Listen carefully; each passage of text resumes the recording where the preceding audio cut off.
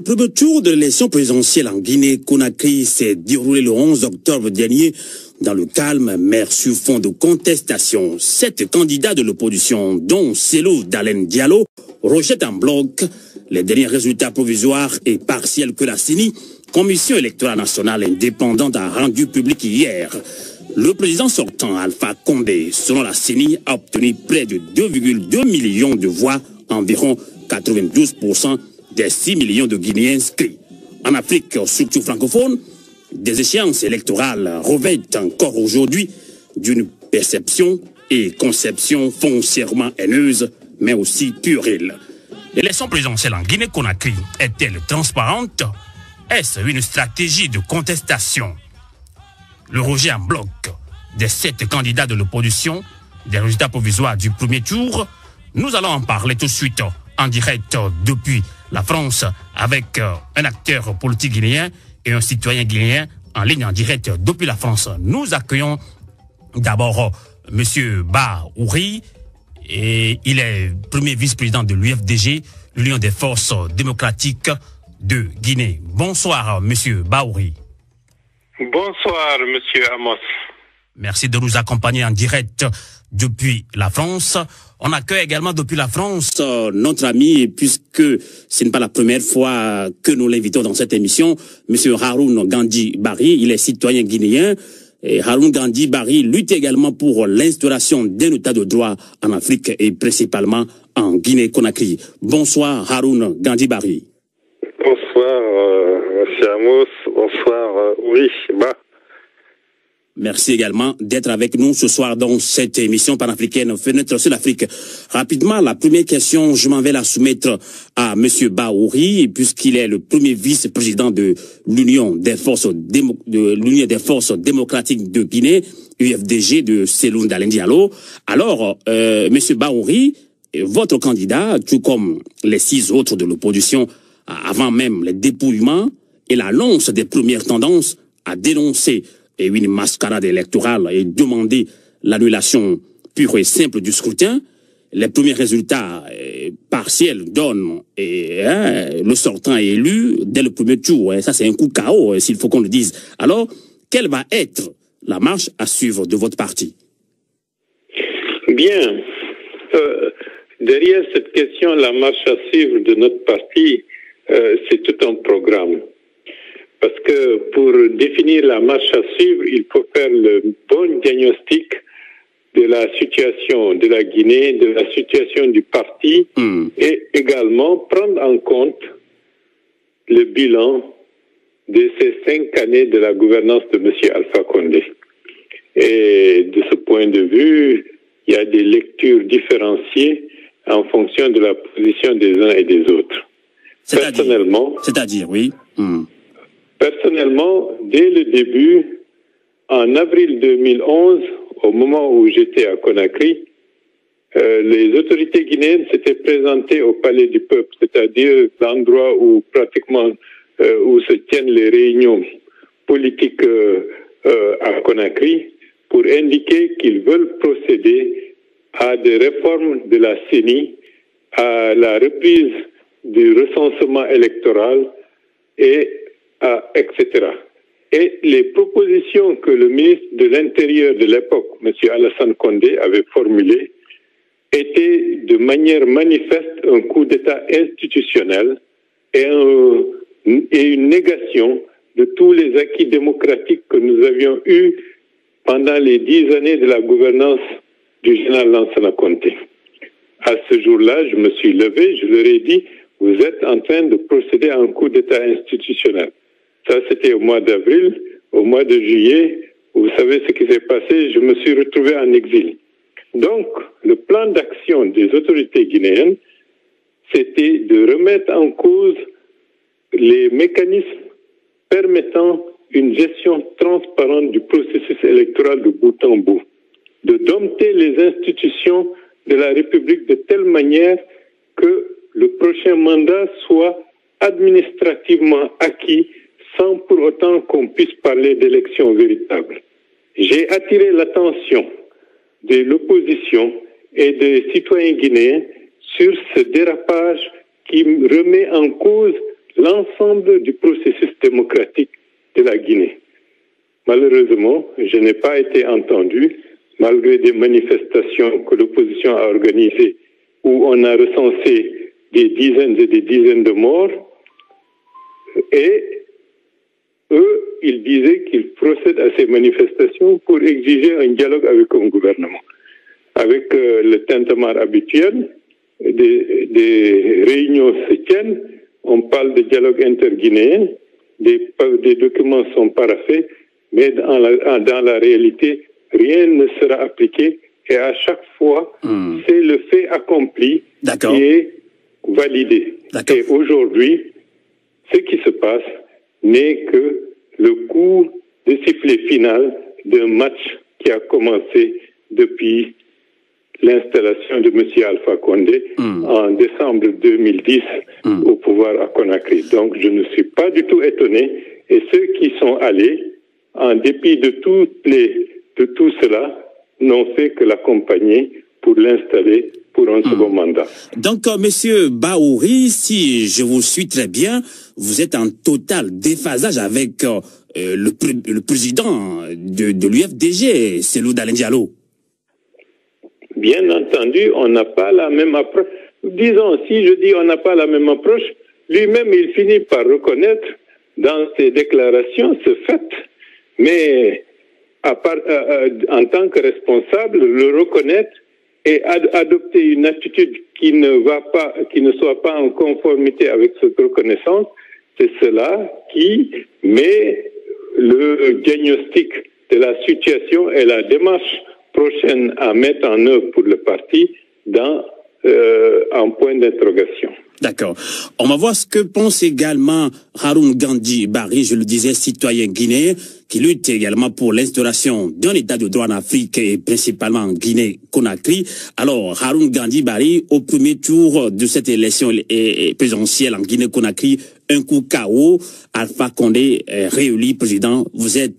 Est-ce que vous êtes surpris? Alors que répondez-vous aux nombreux Guinéens qui estiment qu'en allant à ces élections, dans ces conditions, l'opposition aurait plutôt accompagné Alpha Condé dans sa forfaiture? Oui, moi je ne suis pas membre de l'UFDG, donc je dirais que j'ai la parole plus libre que Ouri sur ce qui s'est passé. Il est clair, et ça on le sait depuis 2010, qu'il y a un hold-up électoral qui a été fait progressivement, tranquillement, lentement, mais sûrement, et qu'il n'y a pas eu de contestation, ou en tout cas des contestations qui ont eu lieu, elles étaient complètement anachroniques, puisque on dit, même si chacun sait qu'il n'en est rien, que Alpha Condé est un professeur de droit. Donc il fallait jouer là-dessus et instaurer le droit, qui est une manière pacifique de régler les différends. On a stigmatisé l'opposition parce que ces manifestations pacifiques étaient soi-disant violentes. Eh bien, il fallait, j'allais dire, les garder pour la fin et avant utiliser tous les moyens juridiques, et ils existent, pour essayer de résoudre les problèmes. Moi, ce que je constate aujourd'hui, c'est que, évidemment, en Afrique, c'est pas seulement en Guinée, les régimes en place font les élections, c'est eux qui décident avant quels seront les résultats. Hein. En 2010, j'étais, je dirais par hasard, membre d'un parti politique qui a soutenu Alpha Condé au second tour, et bizarrement, j'avais moi les résultats des élections avant qu'elles ne soient officialisées par la CENI. Donc je savais déjà quels allaient être les résultats. Et donc ça a permis au RPG, donc le parti au pouvoir actuel, de faire sa propagande en annonçant à l'avance, voilà ce qui va se passer. Il y aura 3 régions contre 4 communes de Conakry sur 5 contre une. Évidemment, ça désigne une communauté bien particulière. Et donc, quand les résultats ont été officialisés, tout le monde a dû se dire « Ah là là, Alpha Condé, c'est un vrai politique. Il avait deviné ce qui allait se passer. » Alors qu'en fait, il n'avait fait que,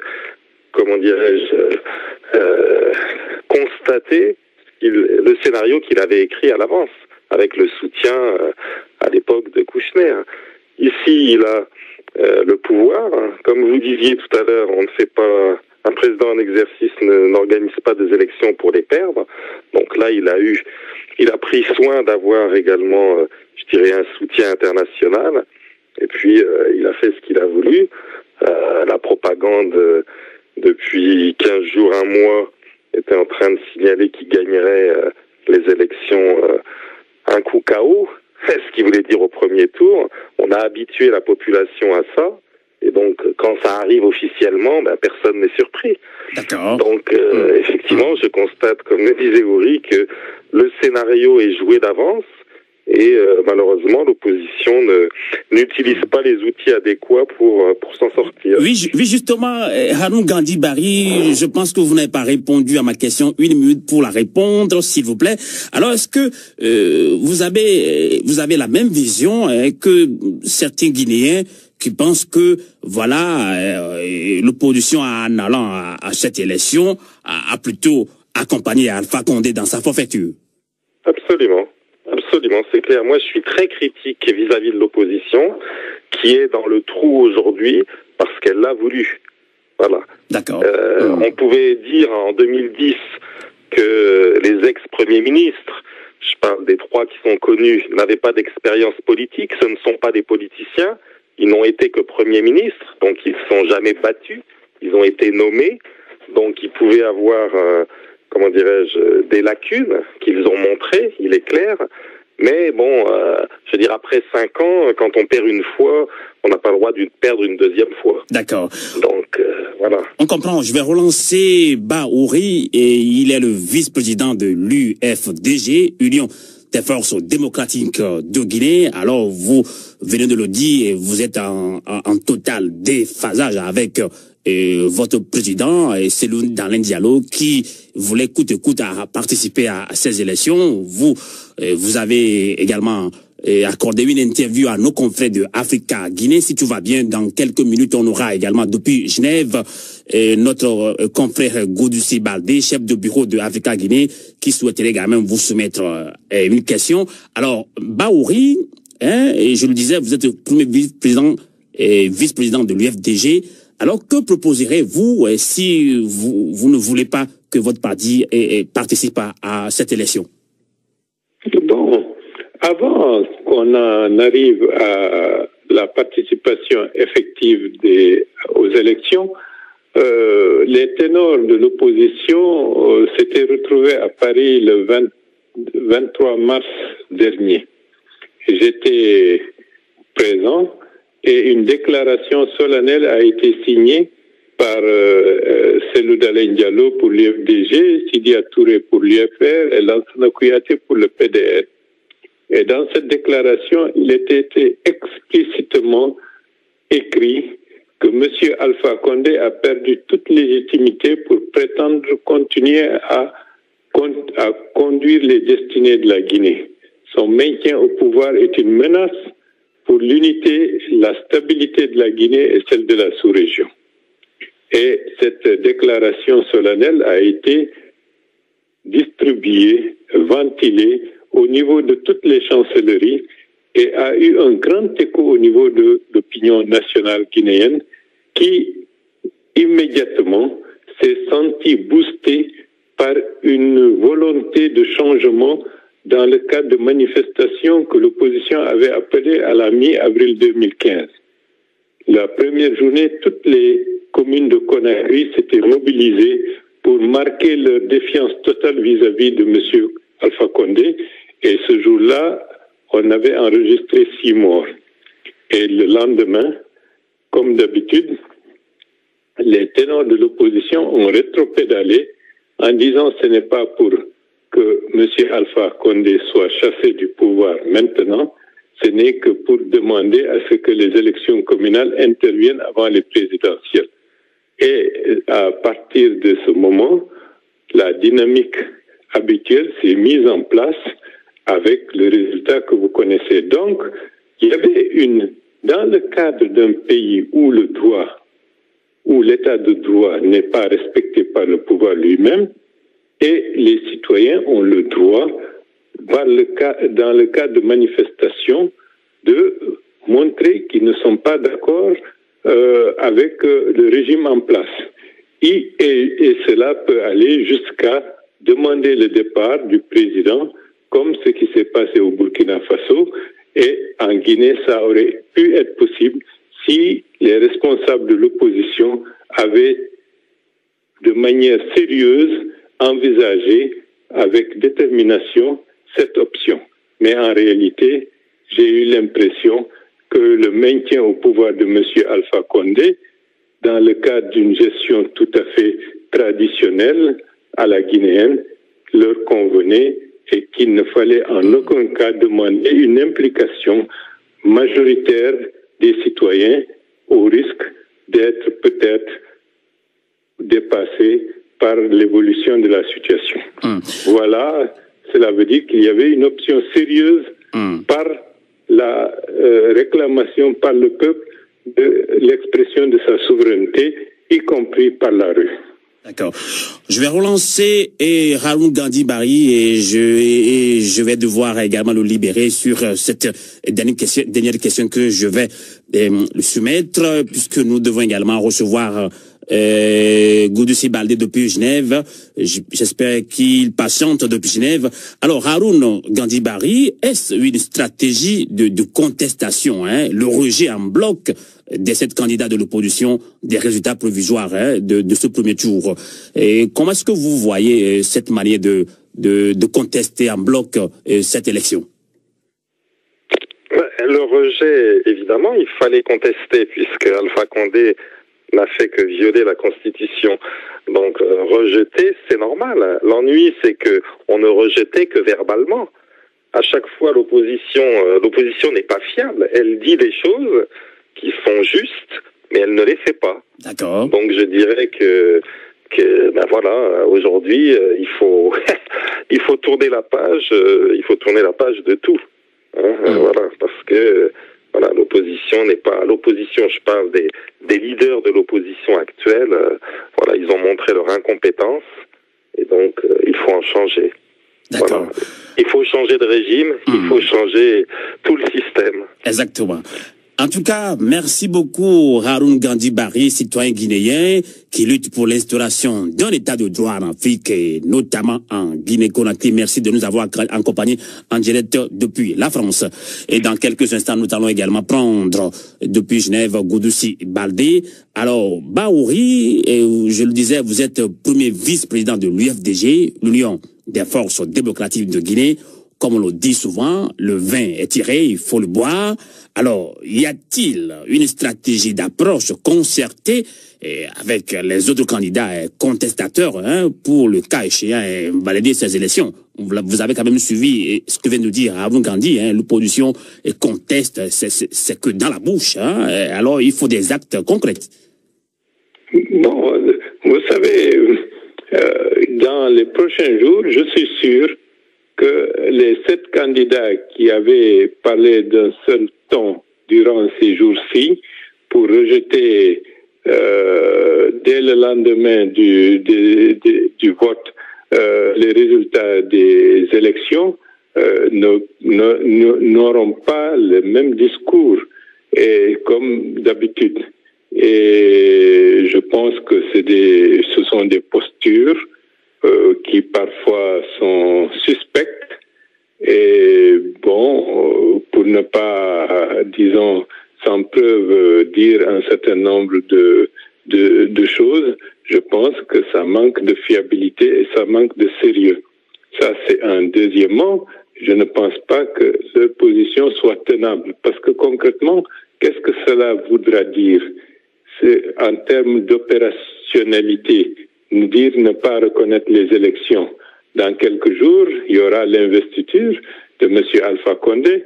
Ils ne pourront pas ne pas dire que M. Alpha Condé est le chef de l'État guinéen et président de la République. Ils ne pourront pas nier que que c'est l'interlocuteur principal de l'exécutif, c'est lui le chef de l'exécutif. Oui, donc, on comprend. Baouri, hein, il y a Cellou Dalein Diallo qui dit qu'il ne va pas baisser les bras. Il compte sur la population, le peuple guinéen. Il veut lancer un appel à ce peuple de sortir dans les rues de Lomé. On a appris qu'il y a quand même eu des échanges un peu houleux avec l'ambassadeur de France en Guinée-Conakry. Voilà, Cellou Dalein Diallo veut appeler le peuple à manifester. Quelle est votre opinion là-dessus? Non, moi, dès le mardi, c'est-à-dire le 13, mardi dernier, j'ai marqué mon opposition totale à toute demande consistant à dire qu'il faut que les gens descendent dans la rue pour manifester. Parce que j'ai estimé que ce genre d'attitude ne serait pas responsable et ne pourrait qu'ajouter, disons, des destructions à tout un lot de destructions que nous avons comptabilisées pendant ces 5 années. S'il n'y a pas de stratégie claire, concertée, approfondie, tenant compte des contraintes que nous subissons et des possibilités de sortie de crise positive pour l'ensemble du pays, je pense qu'il faut revoir complètement cette attitude qui consiste à chaque fois de dire aux gens de descendre dans la rue.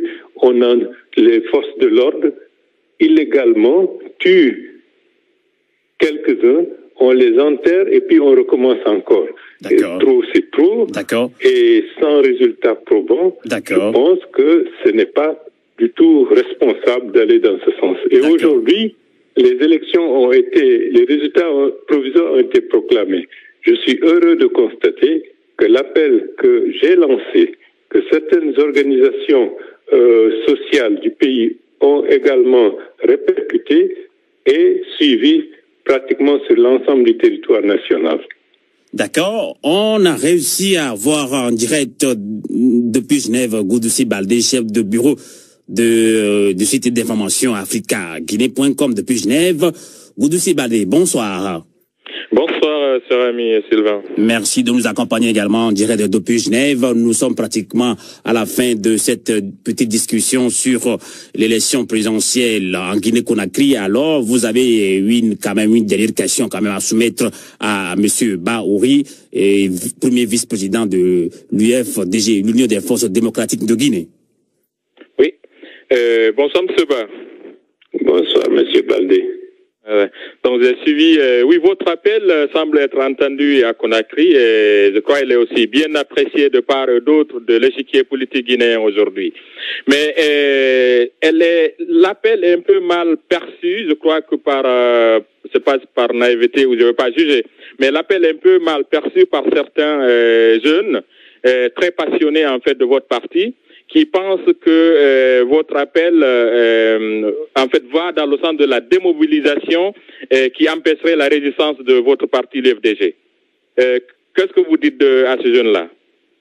Bah oui, vous l'avez suivi, hein, votre appel. Est-ce que cet appel n'est pas un appel de démobilisation?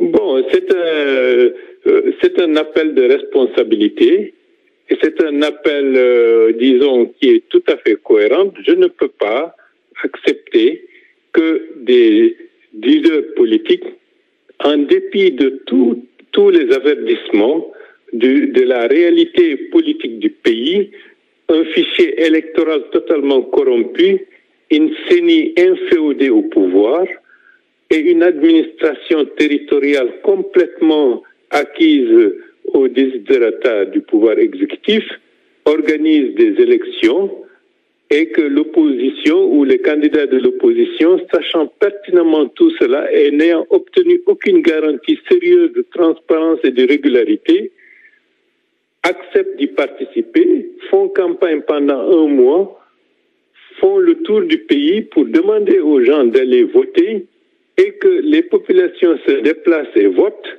et que le lendemain, on dit qu'on ne reconnaît pas ces résultats et on demande aux populations de descendre dans la rue. Je pense qu'il faut être conséquent et cohérent. S'il n'avait aucune confiance au processus politique et électoral mis en place, il n'avait qu'à refuser de participer à ces élections. En tout cas, il ne faut pas se réfugier derrière la population pour dire descendez. Non, ils n'ont qu'à s'en prendre qu'à eux-mêmes. D'accord. Et les jeunes, je leur demande d'être plus lucides, de voir les choses en face et de mettre en avant ce qui est dans leur intérêt en tant que groupe social et qui leur permet d'avoir des marges de liberté plus grandes. On a eu beaucoup d'expériences de marche, de destruction, de tuerie, mais que sont devenus ceux qui sont aujourd'hui sont amputés? Est-ce qu'il y a une politique sérieuse d'alternative pour remédier à cela? Non, non, ce n'est pas le cas, et c'est la raison pour laquelle j'ai mis mon haut là, et je suis heureux que ça soit entendu. Actuellement, il y a certains qui ne sont pas contents. C'est tout à fait logique, parce que c'est la stratégie qui a été prise en défaut. Et donc, ils ne peuvent pas être contents, et ils sont en train de me dépeindre dans des sites Internet de caricatures. Bon, mais de toutes les façons, j'ai la confiance d'une grande majorité de mes compatriotes.